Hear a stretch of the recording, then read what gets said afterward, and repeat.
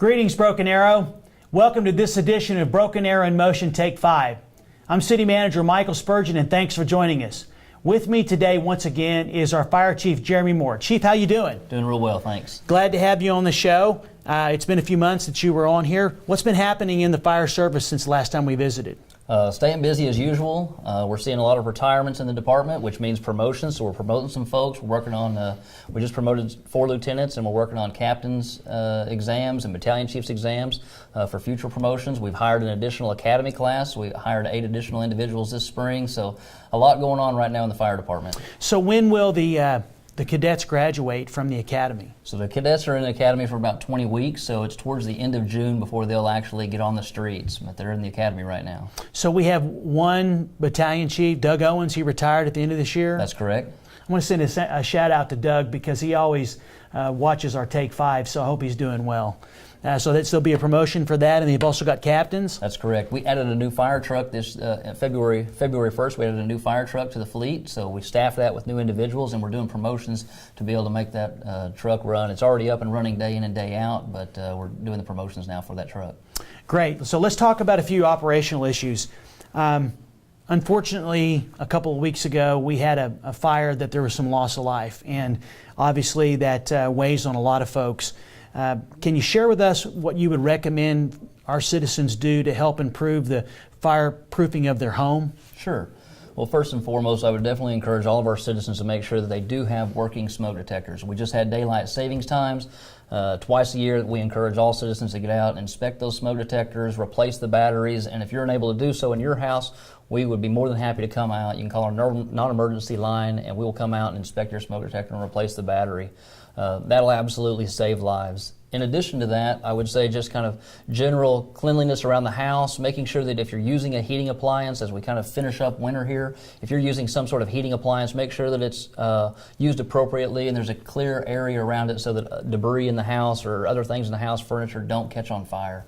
You know, let's stay on the topic of smoke detectors. I mean, that is really the residents' first line of defense if, in fact, there is a fire. My dad, being a fireman, one of the first things he'd say to me when I'd call and we'd talk was, he'd said, "Have you changed your batteries and your smoke detectors, or when was the last time?" And I'll never forget that. Anything else you want to mention about smoke detectors? So on the smoke detectors, as I mentioned, citizens can call our non-emergency line, and we'll be glad to come out and inspect and even replace smoke detectors. We're getting ready to start a new program in the department where if we're already at a resident's home, we'll be inspecting their smoke detectors with their permission, of course, but we're in a lot of our residents' homes from time to time on medical emergencies or other types of situations, and so we're going to be directing the crews to go ahead and inspect all smoke detectors in the house, and if they need a battery or if they need to replace that smoke detector, we'll take that action while we're right there in that house. Of course, we'll get the citizens' permission, but we're glad to do so because we know they save lives. Well, they actually do, and I just want to thank all the firefighters that go on site and actually help our folks do that, because that's such an important service, and being the first line of defense in their homes, it can truly be life-saving. So I appreciate everything that we're doing. Hopefully, if anybody has any questions about smoke detectors, who should they call? They can call our non-emergency number at 918-259-8360 and just say they need a smoke detector, and we'll get them put in touch with a smoke detector. Okay, let's move on to another area of life safety, and that is CPR awareness. I was looking at social media recently, and I saw that we've got classes going on, and so let's talk a little bit about what's happening with the fire service with CPR. Sure. We're glad to come out to your community groups, your neighborhood associations, PTA, or even employers, and put on a 1-hour CPR class for our residents. Our goal is to get everybody in the community trained in CPR. It's a requirement for high schools now. So we want everybody in our community doing CPR because that makes a real difference before the fire crews arrive on scene, is bystander CPR. What does Brian Myrick, Major Myrick, have to do with it? Because he's always on social media. What's up with that?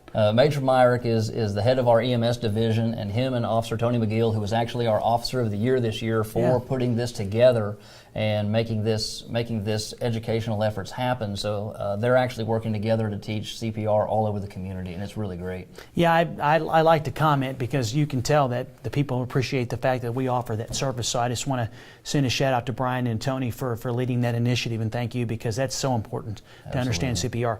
All right, well, let's close it out with an update on the PulsePoint application. So just a reminder, PulsePoint was an app for your smartphone that will kind of let you know what's going on with the fire department here in Broken Arrow.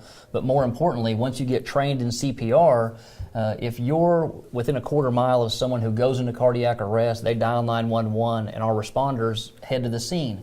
But any citizen with that PulsePoint application on their phone will actually get a notification that a citizen is in need of CPR just next door. In CPR these days, there's no more mouth to mouth, it's just hands on the chest, so it's really easy to do.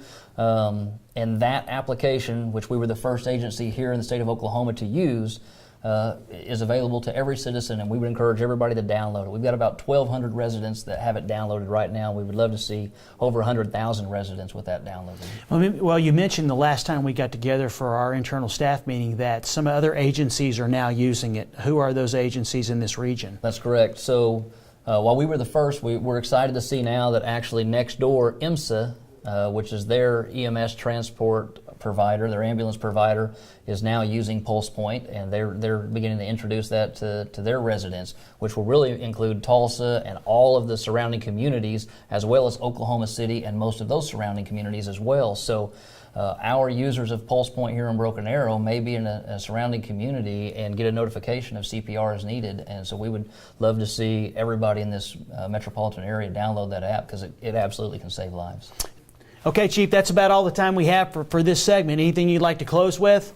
Sure. We're just working on our annual report. We'd like to have that out. This year we may go a digital version, but we're putting together an annual report. We've never done that before, so we're collecting all the data from 2018 and what we did in the community, a lot of which we've talked about today, and we're going to hopefully get that out to you real soon. Well, I look forward to seeing it. So once again, I appreciate all the work that you're doing and also the fire department is doing for the Broken Arrow community, for our citizens and businesses. Folks, that's all the time we have for this edition of Broken Arrow Motion Take 5. We hope that Chief Morris provided you with some helpful hints. If you have any questions, please don't hesitate to reach out and give us a call. Until next time, please take care, and I look forward to seeing you around town.